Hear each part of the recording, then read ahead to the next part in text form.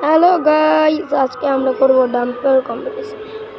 তাহলে প্রথমে ডাম্বেলটা আছে 100 গ্রাম। 100 গ্রাম তো অনেক ইজি। তারপরেরটা আছে 2 গ্রাম, 200 গ্রাম। 200 গ্রাম এটাও অনেক ইজি। 500 গ্রাম, এটি হালকা ভারী আছে কিন্তু ইজি আছে। তারপরে আছে 1 কেজি। 1 কেজিটা ভারী আছে কিন্তু ইজি।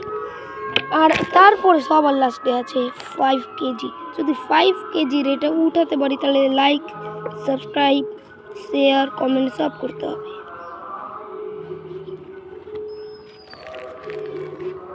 উঠিয়ে নিয়েছি। লাইক করো, সাবস্ক্রাইব করো, শেয়ার করো আর কমেন্ট করো। বাই।